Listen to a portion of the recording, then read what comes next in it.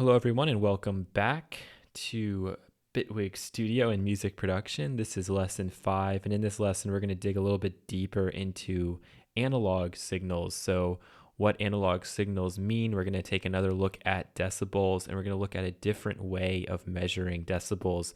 So, in the last video, we talked about decibels full scale, which is very important when dealing with digital audio. However, when we talk about analog audio, we can talk about decibels in SPL or sound pressure level. So I'm going to talk about those differences. And then to wrap up, we're going to look at a different type of distortion. So what we looked at before was digital distortion and how that completely is destructive to your waveform in the digital domain. We're going to look at distortion that's not quite so destructive and that a lot of people would say is more musical, and I'll try to explain just exactly why that is. So there's a lot to cover, but since I know we're going to be working with digital audio most of the time, I'm going to go through some of these topics relatively quickly, but like always, I'll post a few links if you guys want to dig a bit deeper. And don't forget, if you have any questions, feel free to leave them in the comments section below.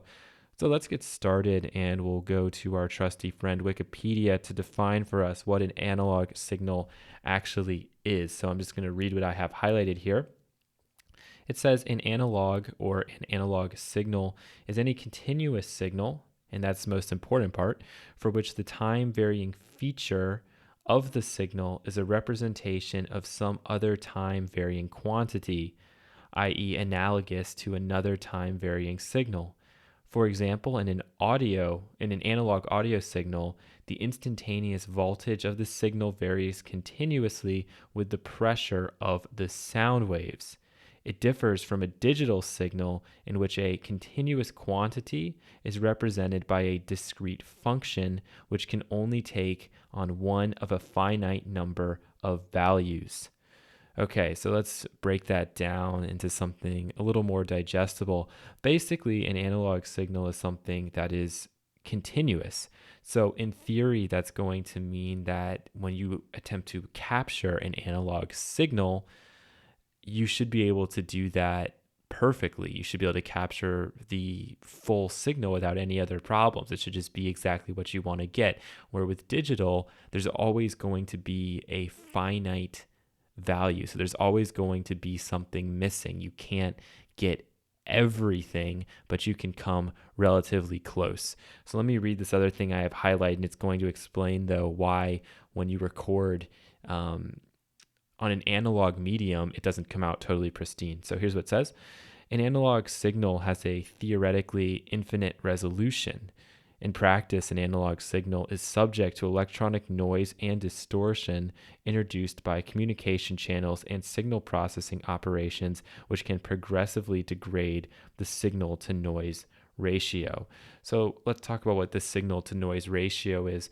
Basically, anytime you're recording analog, there's going to be noise because you're dealing with current, you're dealing with electricity. That noise might come from the plug that you're plugged into, so you'll get that hum. That's where that noise will come from, right? When you plug in a guitar amp, that is noise based on electric current.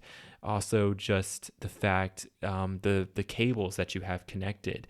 So when you plug in your XLR cables, for example, with a microphone, you're going to get some residual noise from those. So in the history of audio production, especially on analog consoles, the goal has always been to try to reduce that noise as much as possible.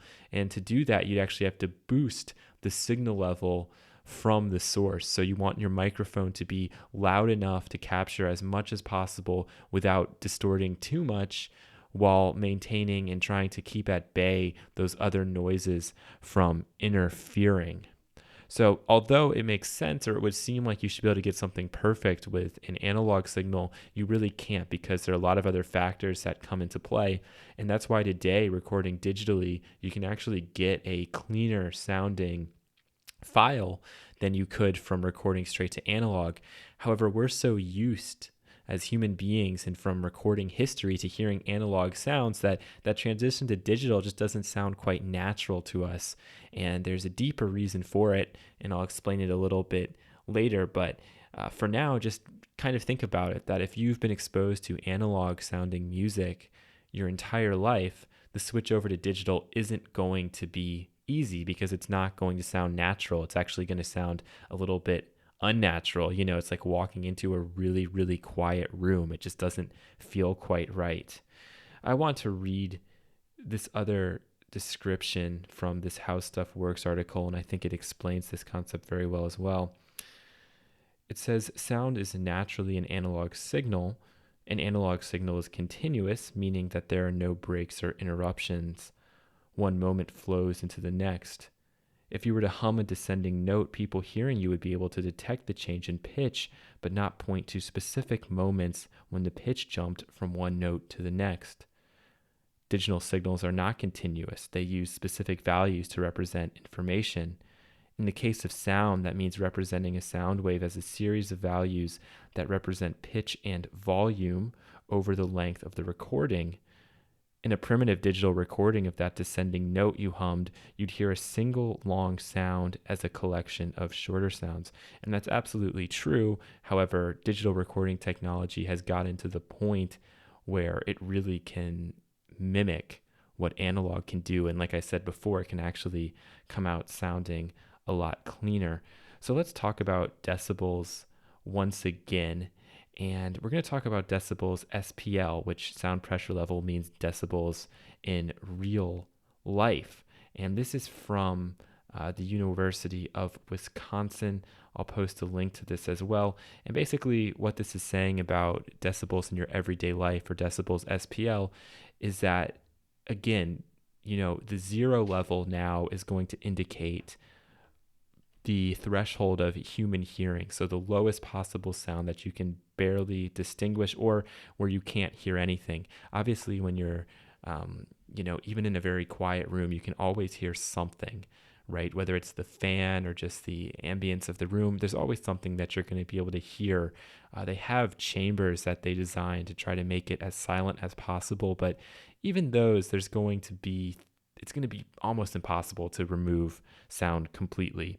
But when you do sit in one of those rooms, it can kind of get to you a little bit because it just doesn't feel right. It seems completely unnatural. So I just kind of want to go through these and explain to you guys how loudness in the real world kind of works. And it actually we'll do an example in the digital audio workstation to show you the same thing.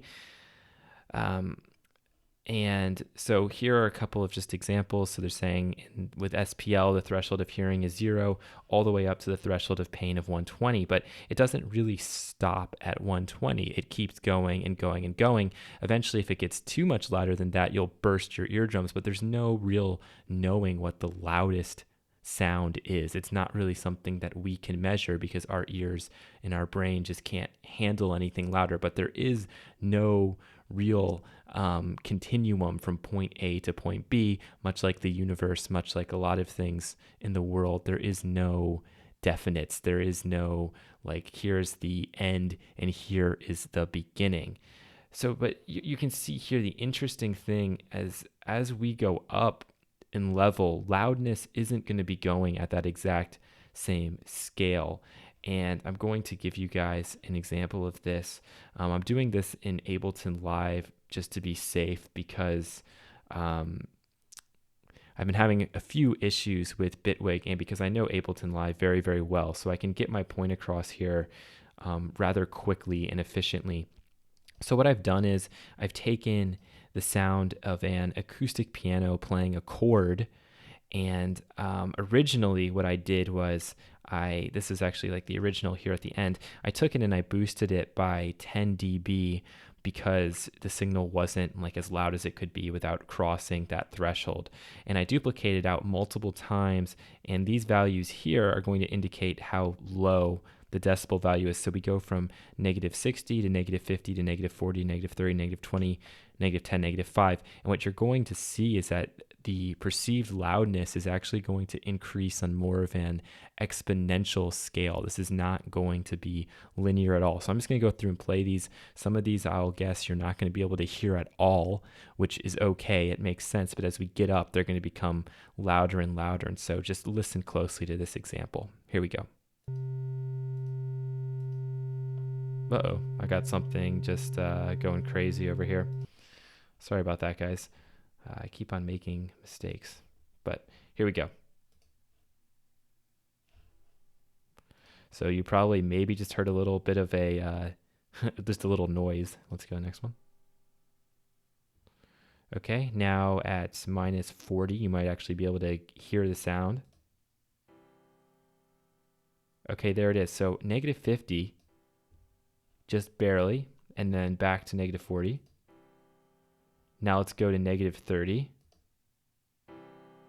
So these three relatively sound very close to each other, despite the fact that each time we're going up by 10 dBs. I'm just going to play it one more time, so listen very closely.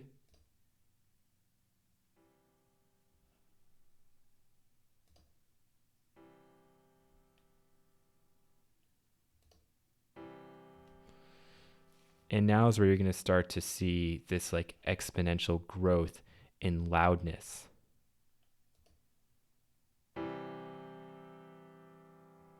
And let's go to negative 10 here.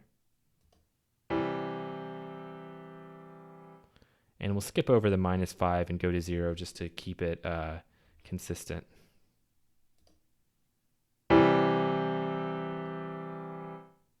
Wow, so a huge difference in perceptual loudness there. I'm going to go through the minus 20 to 0 again.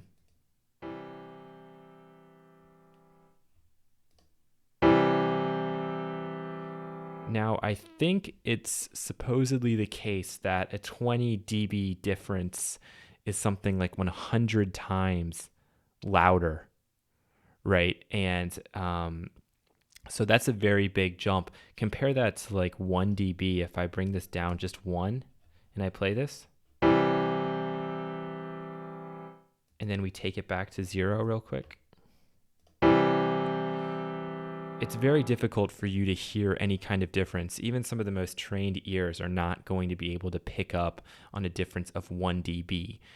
However, 1 dB, a bunch of places can add up and be huge, because eventually if you're taking 1 dB out here, 1 dB out there in like 20 different tracks, right, suddenly you are going to hear a substantial difference. And I want to bring that up now. It's not something we'll talk about for quite a while, but when you are mixing tracks, a lot of times people will just take out like 1 dB here or there. And when you A-B it, it's very difficult, or another way of saying A-B is when you go back and listen to the original as compared to your modified audio file, you're not going to hear too much of a difference, and sometimes you won't hear a difference at all. But in the final stage, you're going to realize like, oh my gosh, those things can add up and make an absolutely huge difference.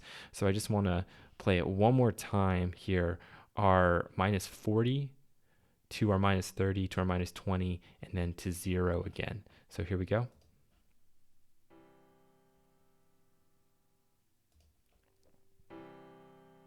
Those two almost sound the same to me. And then here's where you're going to hear a huge jump in difference.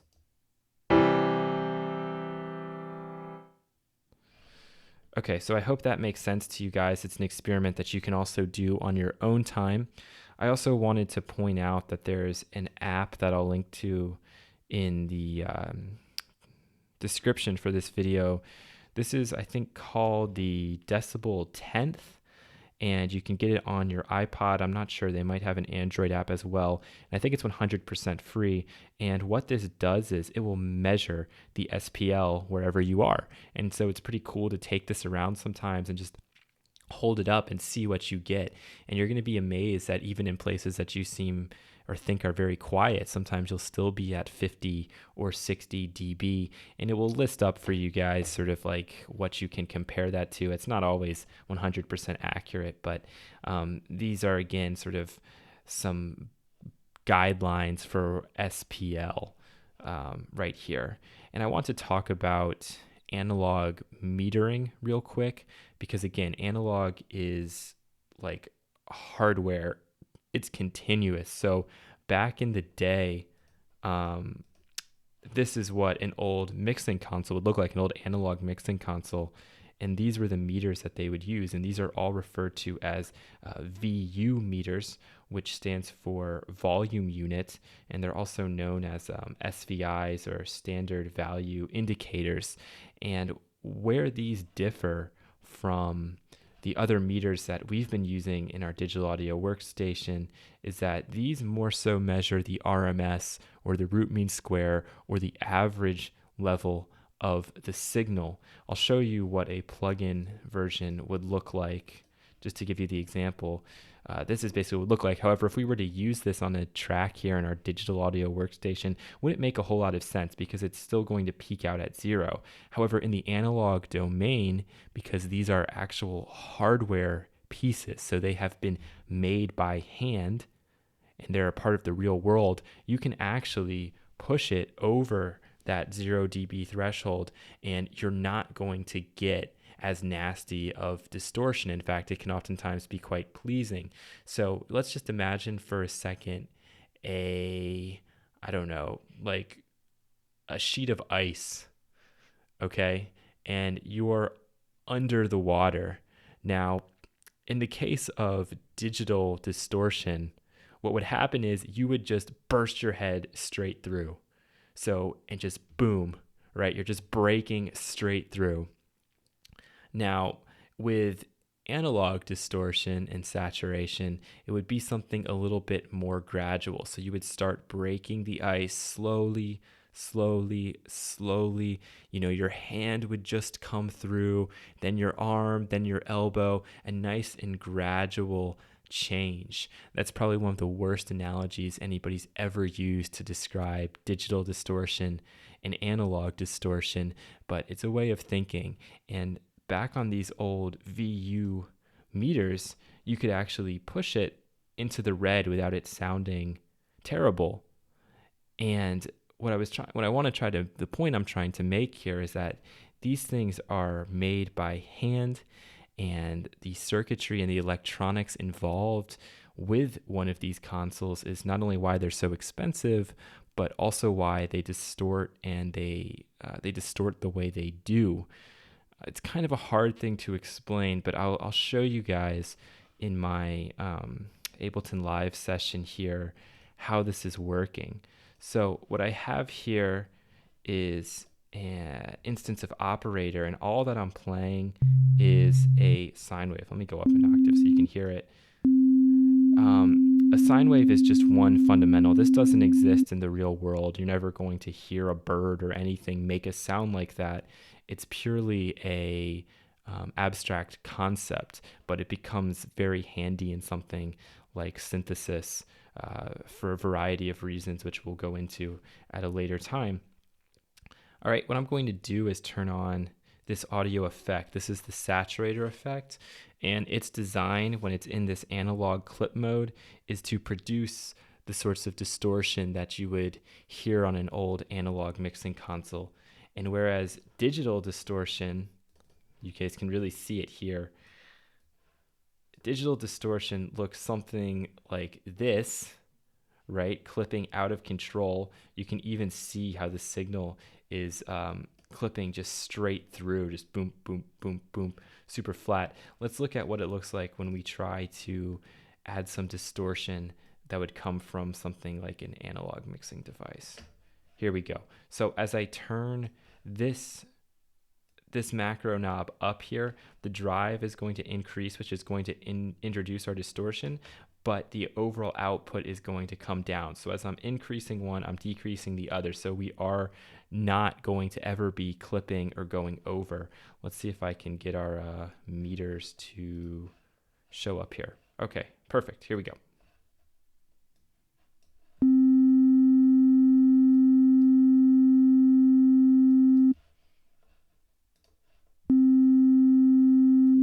Okay, here it is, just the signal itself. And now we're going to slowly introduce some distortion.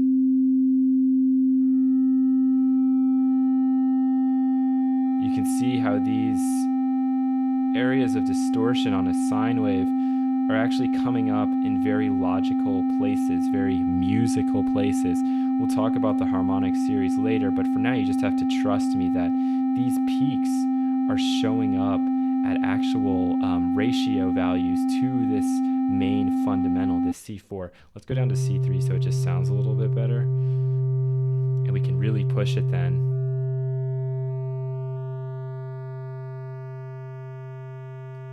And we get a very heavily saturated sound, which doesn't sound too bad to our ears because these overtones that are showing up are harmonically related to the fundamental, and so it's going to all sound natural to us. And that's what the old mixing consoles would do, and people now will spend thousands and thousands of dollars trying to reproduce that particular sound.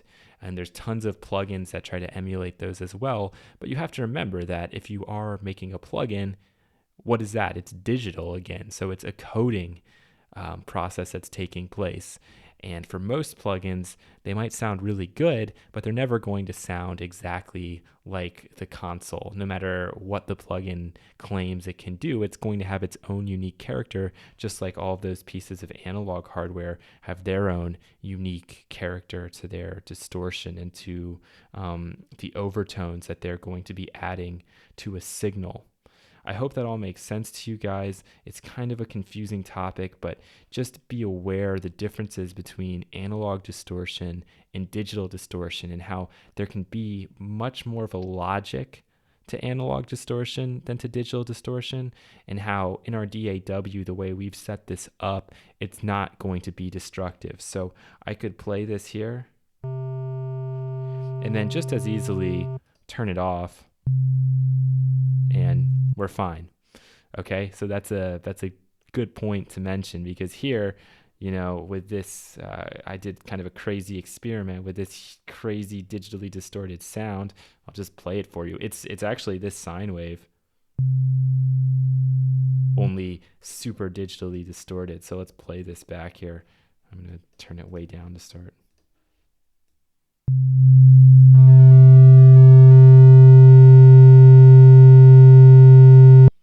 And there's no way I'm ever going to be able to get that back to sounding like this, is the point I wanted to make. So what we covered in this video, we talked about decibels, we talked about sound pressure level, so dbSPL as compared to dB full scale.